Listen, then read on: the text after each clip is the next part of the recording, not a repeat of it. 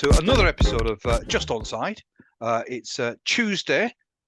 We're just about recovering from the weekend. That fantastic game, it's unusual. We were talking about last week, OS, best games ever. And would you believe it? Right on cue, we get another game that I'm sure people will talk about for many years to come. But that we'll talk about in a little while. Firstly, how are you, sir? I'm doing good, thank you, Ayub. Busy weekend, but yeah, we were fortunate enough to go to a couple of games. But no, it was good. But yeah, just about recovering, to be honest with you, physically. Not quite the spring chicken that I once was. But And you had quite a busy weekend. It was a wonderful weekend for me. Thank you for asking. Uh, Friday was fantastic. I mean, as a Prestonian, I know we've got lots of viewers who are Blackburn based. Perhaps Blackburn is their second team. So as a Prestonian, I was absolutely delighted with a 2-1 victory. A late goal as well, which always adds a little bit more excitement. On Saturday, my beloved Leeds United won against Plymouth. We made it so much harder than it should have been. And as always, it was a performance that we should have scored 6 goals. We only scored 2. They scored 1 in the 83rd minute, 84th minute. I was sweating. I was actually at Old Trafford, and I wasn't focusing on that game for many reasons. One, it was the most dull game I think I've ever had the misfortune of watching. It really was. I mean, if I didn't know any better, I would have thought that was a League One game. I mean, Luton were poor, but my goodness me, Manchester United weren't too clever either. So that was Saturday. Sunday was a nice, relaxing day, and then we watched the Chelsea game. My goodness me! Again, we'll talk about it, but it was a fantastic game, amazing game. Let's talk about it, OS. yeah, It was one of the games, certainly the game of the season. I think the game of many a season. So, what's your thoughts on Chelsea, Manchester City? yeah, incredible game, wasn't it, Ayub? I was fortunate enough to on Sunday go to the Liverpool Brentford game, so I missed large portions of this game, but I did watch the extended highlights, and obviously I was listening on radio as I came back and I drove back from Liverpool. Incredible game, and you're right. We covered obviously after Monday's game, Chelsea triumphing 4-1 over Spurs, their London rivals, to then follow that up with an incredible game, especially after we discussed the craziest games that we've experienced in our lifetimes in the Premier League. And there we have it. And I agree with you. I think it was the most, exhilarating game of the season so far. The Sky Sports spoke about it, where obviously half time is 2-2, could have been any really, and then second half more of the same. City scoring immediately after the restart with the goal from Haaland in the second half as well. So yeah, incredible game. So firstly, from an entertainment perspective, I think both teams embraced, in a sense, that responsibility that we're just going to keep attacking and going for it. Not your typical Manchester City game where they are normally, I think they're number one in terms of these kind of the advanced stats where they talk about kind of slow and multiple sequence attacks. So they are ahead by a million miles. They're very methodical and controlled, as we know.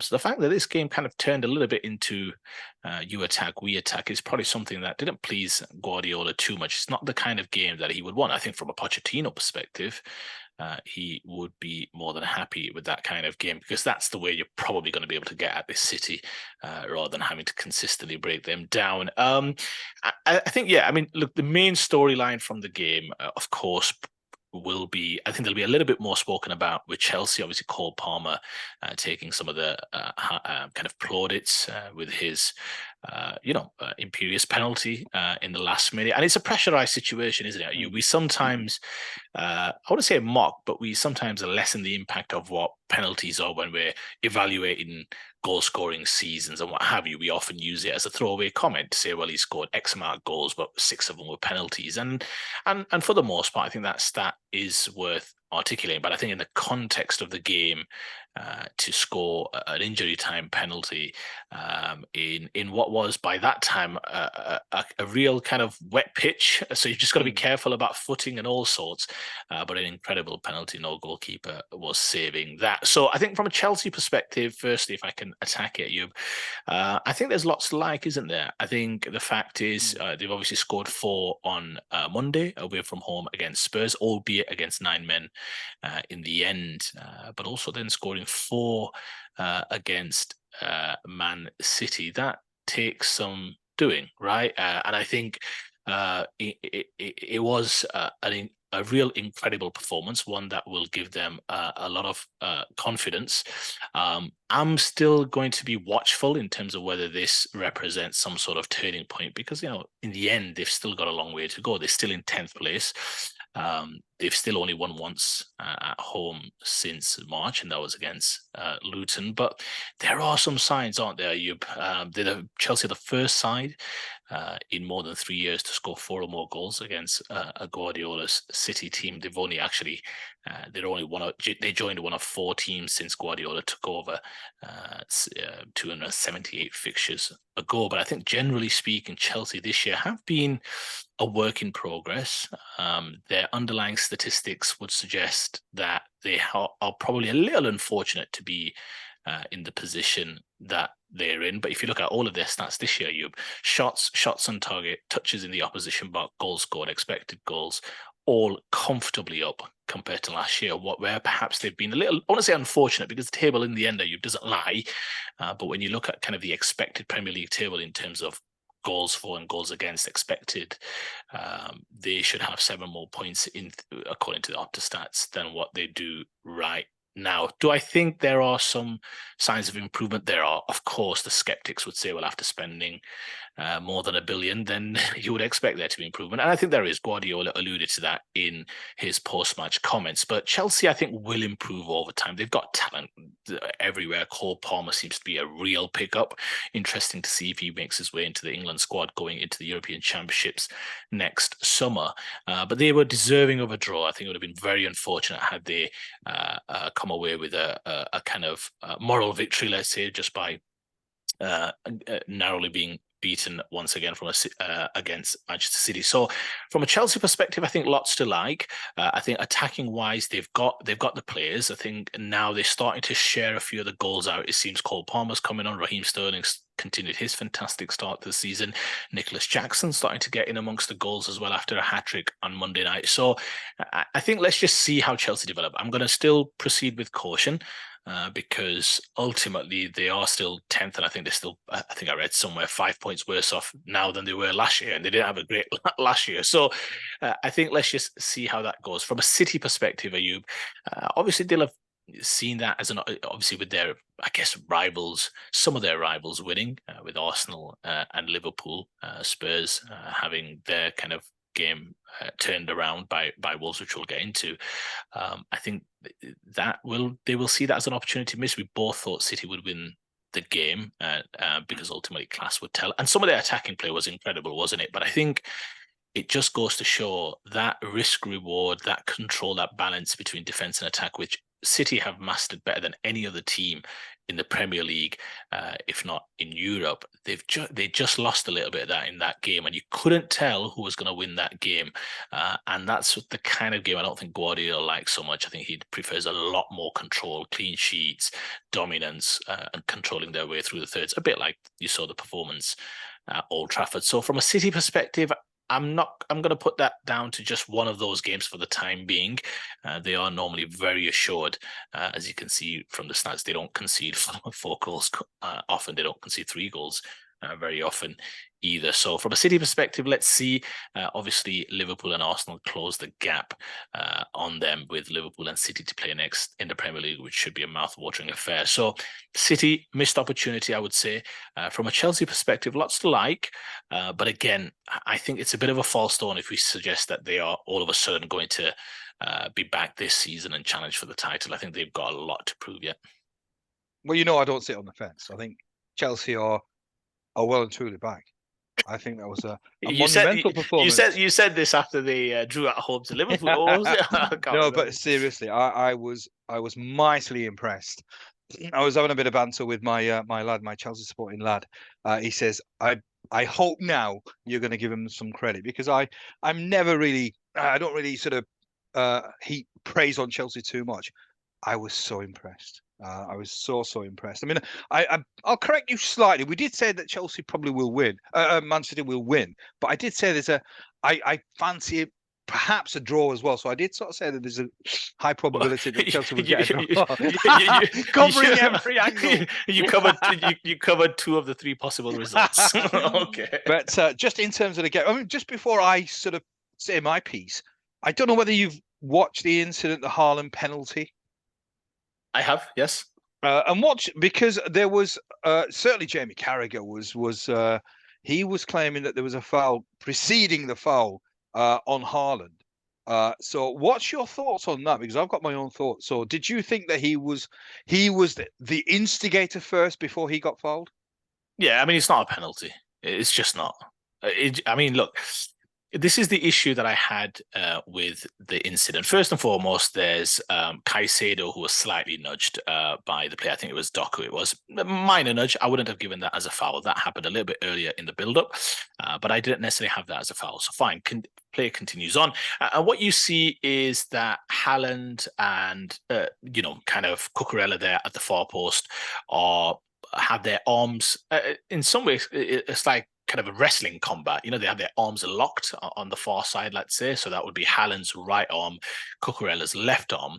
And they have it locked. And Haaland uses that to pivot a little bit forward to kind of propel him into a more attacking position. Hence, he gets the half a yard. And Cucurella never at any point kind of lets go. And he also then kind of gives him a little bit back to try and get him back into the advantageous position. Now, the idea that once it's given, VAR isn't going to intervene. I mean, I don't listen to any of that nonsense because the fact is they've re-refereed many incidents. So unless you're going to tell me clearly which incidents can be re-refereed and which incidents can't be, and when you're going to use the justification of, well, at least we got to the right decision. No, look, if you're going to follow a process, you've got to follow the entire process. I think the referee, Anthony Taylor, I think it was, would have seen perhaps Cucurella slightly hook his arm around. But would he have seen, if he was following the ball, the fact that Haaland also used the locking of arms, let's say, to propel him into an advantageous position? No, Anthony Taylor would never have seen that because it's going to happen fast. He's focusing on the ball. He's focusing on the cross. He's only going to start to see the incident when the ball is drifting towards the far post, right? His eyes are then going to be diverted to the far post, at which point he sees Cucurella hook his arm. So he cannot have seen the complete incident. The fact that VAR then, Ayub, has reviewed that and cannot see that, hang on, it's 6 of one, half a dozen of another. I hate that saying, but honestly, that's what it was. It was just both players locking arms, a bit of both. You saw it, and if you remember, I spoke about it when Van Dijk was hauled to the ground against Luton Town for a corner. The argument used was, it's neither here nor there, whereas actually, in my opinion, the defender did haul Van Dijk down. Van Dijk then tried to get away from him. So for me, it's not like your Rodri, where Rodri was clearly held back by Højlund. Even that wasn't a penalty for me because I didn't think it was a huge, kind of a huge interference, let's say, from Højlund, albeit I can understand that because Rodri has at least impeded him. But clearly, Haaland's also fouled Cucurella in the process, if you're going to be that kind of picky about it. So for me, I cannot believe for the life of me why VAR has given that. And then for the justification to be used that, well, once he's given it, they're not going to intervene. Well, hang on. There's been another foul done by the attacking player against the defensive player, which has forced the defender then perhaps to panic and create a foul on the other side. So not a penalty for me. Again, I have a high bar for penalties. I just couldn't believe that it was not overturned, to be honest. Mine's slightly different. I agree that the arms locked. I think it gave a slight advantage, a very slight advantage, but I just don't think it was significant. I think in terms of the challenges, if you look at the challenges, I just sort of felt when I watched it that what Haaland did was it was one of them where it could go either way in terms of the decision. Whereas with the defender on Haaland, it just seemed a lot more obvious, a lot more if the Haaland one was maybe sort of 50-50, I think with the defender on Haaland, it was 80-20. So it just seemed that his challenge was much more obvious. And I think that's the reason why I was quite okay with the penalty being given, because I think it was difficult. I think there was no question that there was some sort of contact between Haaland and the defender, but it just wasn't significant in my eyes. So therefore, I could understand perfectly, and I thought with the penalty given, I could understand why it was given. I'm not sure exactly what sort of when VAR sort of has to look at. I don't think even if they'd looked at the whole incident, I think it was, in my eyes, it was a penalty. It was a fair decision. But in terms of the game, let's talk about the game. I mean, I'm going to focus on Chelsea more, because I think Man City, we all know about Manchester City. It's a team that, I mean, it receives plaudits week in, week out. I said it in the last one when we were previewing the game, that this is not as it's a Manchester City side, where there's going to be opportunities for good sides. They're not as dominant as they have been in the past, primarily because they're missing key players. This was a Chelsea performance that really impressed me, because I think virtually every single player that was playing for Chelsea was playing to a high standard. They more than matched Manchester City, and this is a team that I still think has opportunities to develop, to improve. So I'm looking at it from that point of view, that I think they've had moments in the season where they've played exceptionally well, but there's been moments where they've not played so well. But I think over the recent weeks, it seems to be just falling into place. I think the players are gelling. I think the message from Pochettino is getting through to the players. They are understanding exactly what he wants. There seems to be a great deal of cohesion. That was what I saw. You can turn around and say, well, they conceded 4 goals, but this is Manchester City. They play they were quite aggressive. They were there, I think, certainly to win the game. They weren't there just to sort of make up the numbers. I was incredibly impressed. I mean, there's a few players that I want to pick out. Gallagher is one player that I really want to single out. I think he's an unsung hero. He's not had it easy. He's had to work hard. He's gone out on loan. And what I liked about him was he was absolutely convinced that he could play for Chelsea. I think there was maybe potentially times that perhaps Chelsea were trying to ease him out, but he was insistent that he was good enough. And I think he is an exceptionally talented young player.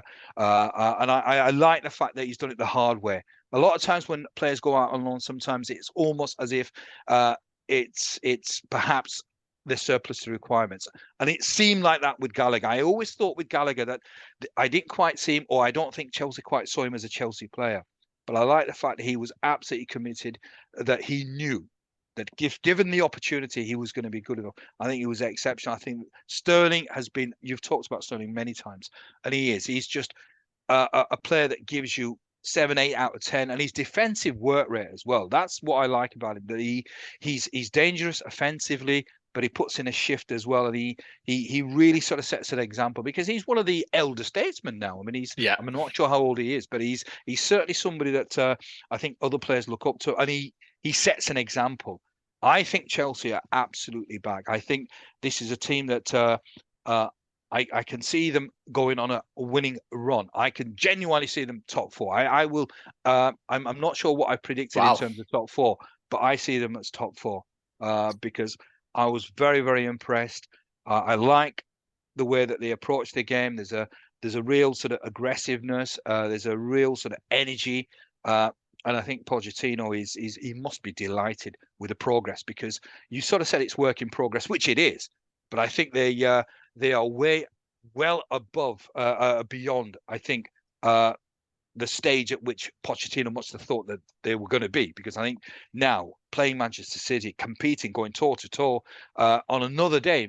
I mean, I think you're right. It's a fair result, 2-2, 4-4, a draw. But I think on another day, it could have been a Chelsea victory, and nobody could have really have sort of begrudged them that. I think both teams probably could have turned around and said, well, on another day, we could have won the game. They certainly, on that performance, are as good as Manchester City, certainly. And I think there's still more potential because some of the players there are still sort of getting used to playing for Chelsea, getting used to each other. So if I was a Chelsea fan, or certainly if I'm talking to my son, I think he's got every reason to be optimistic. And Cole Palmer, my goodness me, what a player. What a player. I mean, we talked about him. We know he's a good player. But I didn't think he was going to be. He almost looks like a main man now at Chelsea. And the way that he took that penalty. I mean, though every time somebody takes a penalty, my mind straight away goes to Patrick Bamford. Because he is somebody that just is incapable of dealing with pressure. This kid, and he is a kid, Cole Palmer. Yeah. 95 minutes. It probably is the last kick of the game. The pressure, the expectation, it's against Manchester City. Maybe he's obviously, I think that he did have a point to prove. Yep. That was just magnificent. I mean, that to me is, if you could epitomize a guy with character, with a real sort of mental steel, that penalty was perfect. And his celebration was nice as well. So really impressed with Chelsea. I think they are going on to bigger and better things. Top 4, my prediction. Oh, you've said some things there, Ayub. Oh, I swear. Some things I agree with. Some things are just downright egregious. Honestly, I mean, let's start with the good stuff. You spoke about Conor Gallagher. You're right. I think he gives them something. And there is a good feel-good story about a player who was seemed a cast iron guarantee to leave. A lot of player turnover at Chelsea, more than usual, and you expect him to leave. He was linked with a lot of clubs, I think West Ham being one of them as well, but he stayed, and now he's been playing all the games for Chelsea, and he sees him as a crucial part with obviously Caicedo and Fernandes in the middle of that park. It was the 4th time he's exceeded 12 kilometers in terms of that intensity that you speak about this season, and they are kind of second in terms of presses and kind of sequence passes and what have you. So I think they're only second, I should say, to Spurs in terms of sprints. But you're right, Chelsea look different. They look energetic. I mean, the only problem I have with what you said is, I mean, I think you ended by saying that they were on the same level as Man City. Yeah, maybe across 90 minutes or 96 minutes, but they are absolutely not at the level of Manchester City. I have too much respect for what Manchester City have proven time and time and time again. And equally, you are who you are at a certain point. Yes, there are underlying statistics there for Chelsea to be pleased about. They are second to Liverpool only in terms of expected goals and 5th in terms of expected goals against. So their position in the table belies what it should be, which is a point that I've already made. But they are still, Ayub, after 12 games, an average team. They are 10th, the definition of average, 1-4, drawn 4, lost 4. If that's not the definition of average, what is it? And you cannot, on the one hand, ask teams to prove it.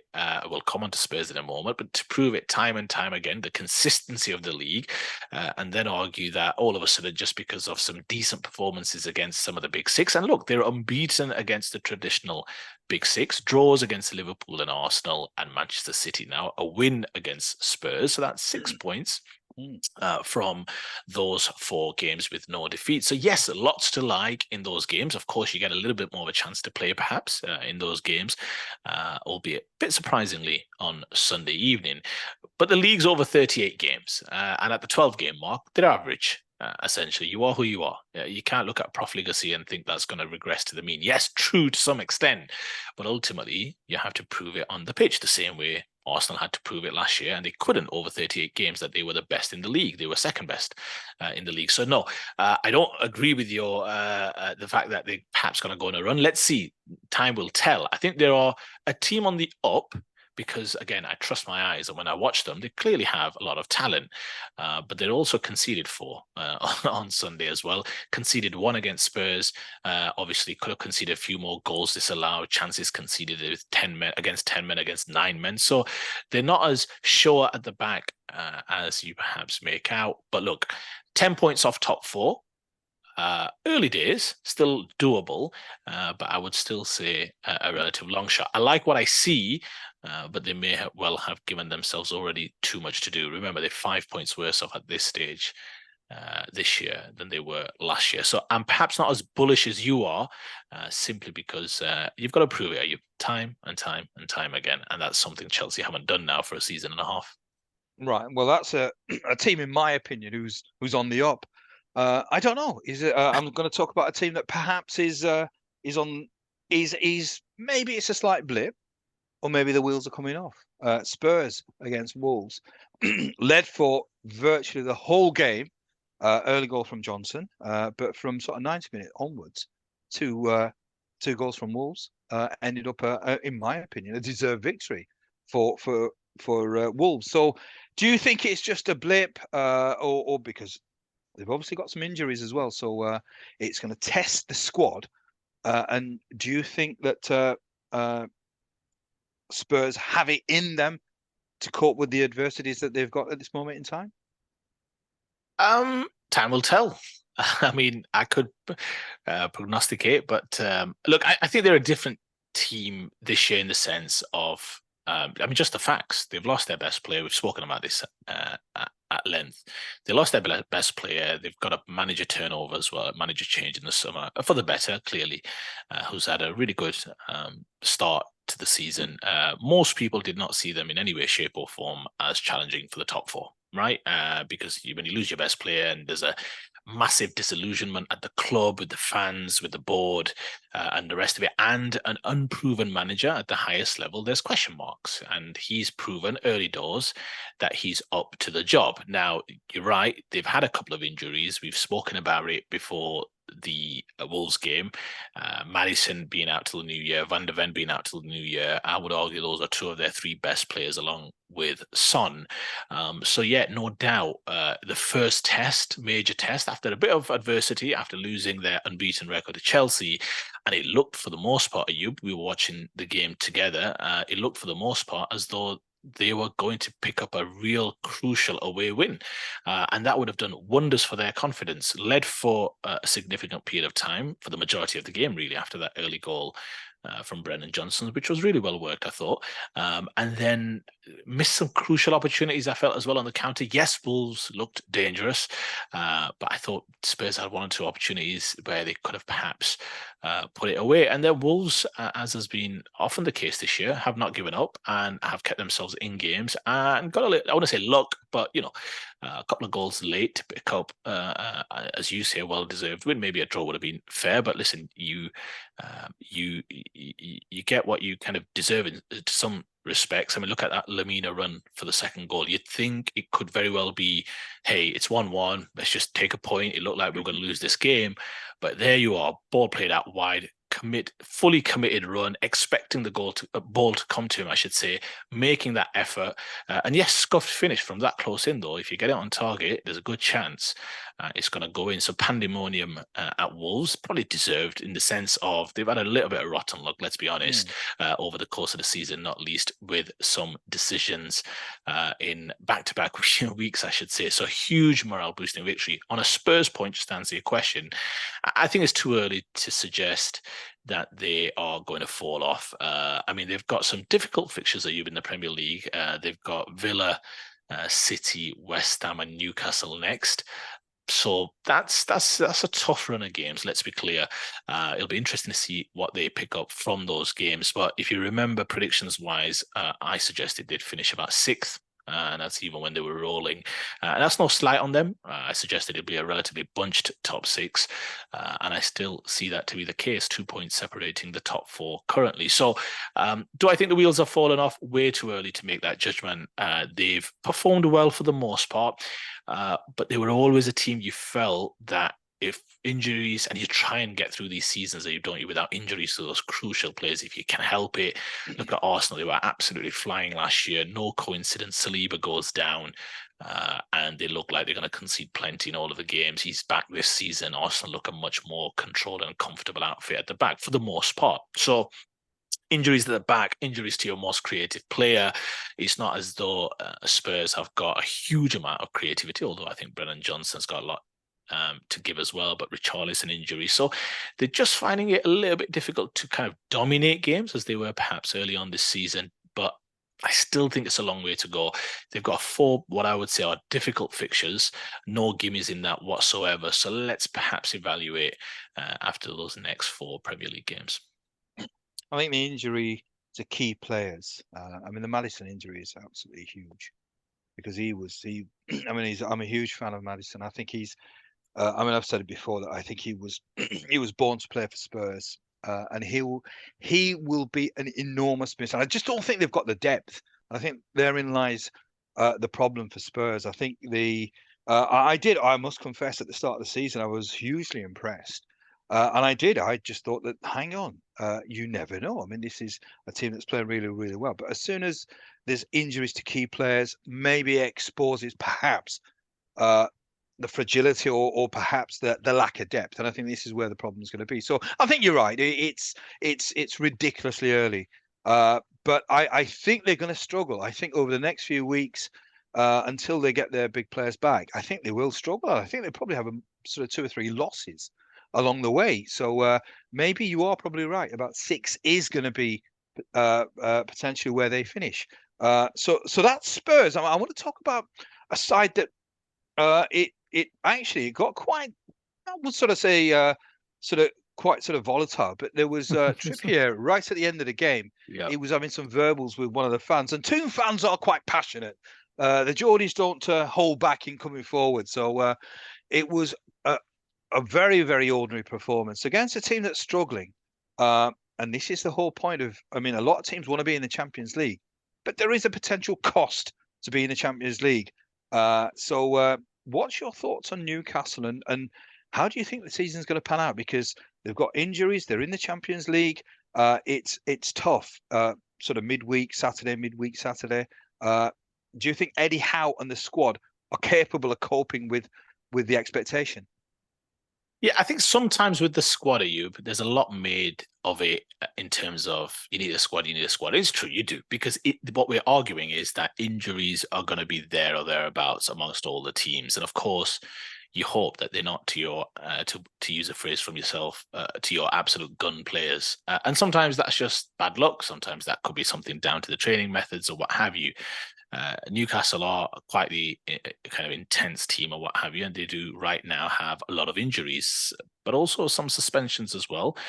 Bruno Guimaraes, I think, missing the game because of some of his antics in the Arsenal game, and there you have it. So you can't just go around putting yourself about and perhaps at some point letting your team down, not being available for a big game down on the south coast, and Bournemouth picking up a huge, well-deserved win. To your point, very ordinary performance from Newcastle after obviously losing in midweek to Dortmund as well. I believe it was this midweek, right? So I think. How will Newcastle fare? I mean, you're right. You spoke about the incident after the game. I think it wasn't a huge come together. I think Kieran Trippier is quite the solid professional in terms of he's smart, and I don't think it was too many verbals. Let's say he spoke. I think the comment he made was, "Do you know how many injuries we've got and suspensions or something along those lines?" To the Newcastle fan. I think that the Newcastle fan has since slightly apologized and said he got a bit emotional, and that's fine. I mean, I get it as long as there's a normal conversation with a certain level of respect. Then I think there's nothing wrong with it. Quite often, unfortunately, fans can't control their emotions, and sometimes neither can players, and that's okay. That's also part of the game to some extent. They want their team to do well. It just goes to show what the expectation is at Newcastle, doesn't it? You think about in years past under Mike Ashley and Steve Bruce and what have you. They were going through the doldrums, and now they're in the Champions League, playing the big teams: Paris Saint-Germain, AC Milan, Borussia Dortmund. Obviously, losing back-to-back games against Dortmund, putting them in a real difficult position to qualify from their group after that huge morale-boosting victory against PSG, which put them at 4 points after the first 2 games. But yes, after that, it's not been great in the Champions League, and now obviously after that huge win against Arsenal. Losing at Bournemouth, a game they would have wanted to win, not least Eddie Howe going back to his old club. It'll be interesting to see what happens at Newcastle. I still think they'll. I mean, I was going to say they'll be fine, but I guess what you're going to say to me is define fine. I mean, in the end, again, you have to consistently prove it, isn't it? Time and time and time again. And currently, the big 3 teams right now in the Premier League are City, Arsenal, and Liverpool. And I see those 3 as the best teams in the league, in my humble opinion. So I don't think the table lies in that respect. I think Newcastle, it's an interesting season for Eddie Howe. If you remember, we spoke about it in the summer. I had a feeling it might be his last year at Newcastle. I'm not saying that I'm going to be proven right on that. I think he's had a great start to the season for the most part.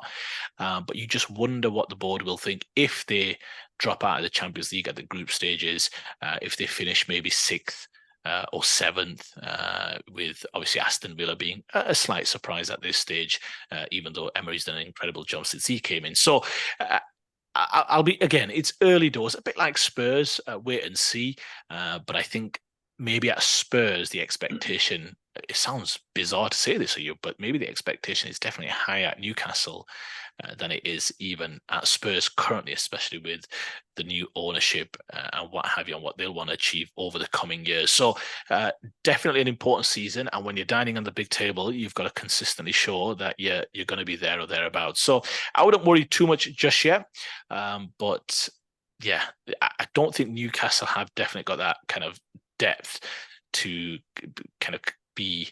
I mean, they can be competitive in games because they're a well-organized outfit for the most part, but they do have a lot of injuries and suspensions. It was a slight outlier of a game. I think once they get some of those players back, I'm sure they can be more than kind of competent and competitive in some of these games. So yeah, not the best result, but they probably, in my opinion, got a couple of more points against Arsenal than what the game merited. But here, clearly, they were inferior and second best, so no real complaints. Let's see. I mean, you alluded to the point about Eddie Howe being under pressure. Maybe it could be potentially his last season. I think you're absolutely right. I think the expectations are huge, and albeit it was small. I mean, it was a storm in a teacup with the Trippier incident. You're absolutely right. There wasn't really anything overly dramatic, but that is perhaps it's a microcosm of obviously the expectation that Newcastle have, that they are now they've got the investment, they're in the Champions League, and I think the fans they've obviously had many years of sort of false dawns, false hopes, but I think now they are finally thinking, right, okay, we expect to be in the top 4. We expect to be in the Champions League. We expect to compete. A performance like that, I think fans have every right to be disappointed. Maybe I suppose there's ways of expressing your disappointment, but I think the pressure is on Eddie Howe. To your point, if they finish outside the top 4, and if they get knocked out quite early in the Champions League, I think he is a man under pressure. He's done incredibly well. But this is not just a case of Eddie Howe, right? Okay, you've got us to the Champions League. That's fine. I think they do want to now. I'm sure absolutely that the board want to see trophies of some kind. And if Eddie Howe can't deliver, I've got a feeling that maybe the board will say, well, if you're not good enough, we'll get somebody who is, because the club are investing. The club have got expectations, and Eddie Howe is a good coach, but is he the coach that can take Newcastle to the next level? I think he's somebody that has done a fantastic job getting them to this level. I think it's time for somebody else. Yeah, careful, Ayub. You're starting to go down that rabbit hole of the whole Gary O'Neill, Anthony Iraola. He's taken Bournemouth as far as he can go. It's time for a change. Yeah, it's time to get relegated, maybe. But I mean, no. I mean, look. Let me be clear. I believe he's done a sterling job, really, and I think he was your pick for manager of the season when you proclaimed Edward Howe as your choice for manager of the year. And listen, I don't think there can be too many qualms about it. I just think sometimes the opportunity to manage Newcastle under new ownership, I think he's done a fantastic job, and I think, look, he may well go on to continue to do a great job. But it always feels that when you're at part of a club that clearly has incredibly lofty ambitions, that there's sometimes this lack of realism about perhaps what you are and who you are competing against, right? I mean, they are going up against the best team in Europe, in Manchester City, although they're still not direct rivals, you would say. Newcastle are perhaps not ready for that for that journey just yet. But you're up against, Pep Guardiola and Jurgen Klopp and incredible outfits and what have you. And they're currently 7th after a big win against Arsenal as well, which was a huge win for them. They've got tough games to come, however. They've got obviously Chelsea next, so that's going to be difficult. Paris Saint-Germain, United, and then away to Everton. So it's not a resurgent Everton, one should say. So I think it's just therein lies the quandary in the Premier League, to be at the top where there's very little room for error, which is a credit to Eddie Howe. He's got them to that top dining table. After that, the gap, draws are no longer good enough. Even, and that sometimes puts a certain pressure when you're going away to Bournemouth and you're thinking, we need to be winning this game. Whereas in years gone by, away game, Newcastle, not doing much in terms of making noise in the Premier League. You'd say, listen, get an away point from the South Coast, get back up home. Happy days. It's now there's a certain pressure to perform. There's a certain pressure to go out there and express yourself and win and keep clean sheets and be dominant. And that ownership group has lofty ambitions. So it's just, it's the fact that he's having to constantly perhaps punch above his weight. And what I mean is in terms of break into that established elite and establish themselves, when now you've got a resurgent Spurs and you've got Chelsea spending millions to get themselves back into the big time, and Liverpool didn't make the Champions League, but they're obviously a quality outfit. So someone, just by sheer maths, has to drop out. So, and that could be Arsenal. Heck, I don't see it, but it could even be Man City if they're not careful. Only 2 points split the top 4, so even they've got to be on their guard right now. So I think it's a difficult one. I just think I could just see a scenario where perhaps they don't quite meet the objective this season, and it might well be we're going to go in a different direction. Would it be deserved? Absolutely not. He deserves time, and I think he's done a great job there. But you could just see it, couldn't you? You could see that storyline develop. So tough result. You get a few dodgy performances in the season. Of course you do. You're probably allowed a few as well. So let's see how they bounce back. But difficult run of games, I would say. Well, you heard it here first. He won't be managing Newcastle next season, Eddie. I just got a feeling that he's not going to produce the goods that Newcastle want. And I think the board will. But the question is, are those goods realistic? Well, football is. I mean, this is not it's a sport. It's a game. It's got owners where, if they're investing, if they're especially with this ownership, because but let me ask you the question, Ayub. What is a realistic ambition for them?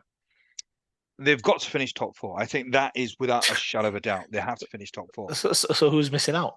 Who as a realistic objective would the owners see as fair to say Newcastle should beat that team out? You can't be. I mean, City isn't the one. So City you'd say, right, we expect Manchester City to finish above Newcastle. I don't know if Arsenal have earned that right just yet, but can Newcastle, with their chest out, say we should be one of the 4 best teams in the league? Well, the owners will. I think this is the thing. I think the owners certainly have higher and loftier, as a word that you use, expectations. So I think certainly you set a precedence by I suppose where you finish in the season before. So and what you want is the curve to be going upwards. So certainly I think from what happened last season, the expectation is certainly what they don't want to see is a regression. So I certainly think whether people sort of admit it or not, I think he is under pressure, even though it's only a couple of games, the midweek game in against Dortmund, which was really, I mean, it's Dortmund are not a bad side. They've got a great European pedigree, but I would have expected a better showing from Newcastle. And then the performance on Saturday was woeful, absolutely woeful. And this is not going to improve, because obviously they're going to be playing Champions League and then a league game.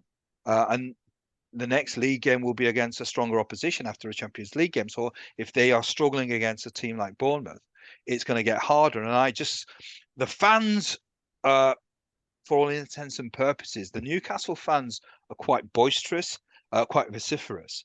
And if they, as I said, it was only one individual, maybe next time there might be a handful of individuals. And boards, whether you like to admit it or not, are quite receptive to sometimes what's happening in the stands. And I do feel that these Newcastle fans have ideas that they are going to be competitive in the Champions League, and they're going to certainly be a team that should be in the top four. So if the fans are feeling, hang on, this is not happening, we're not happy, we're airing our grievance, I've got a feeling that this board might just sort of say, well, maybe we need to go in a different direction. I disagree. I don't think the fans will come into it. Not with that club, not with where they are in terms of who will be making the decisions. I think Eddie Howe's under pressure because of the circumstances he finds himself in managing that football club.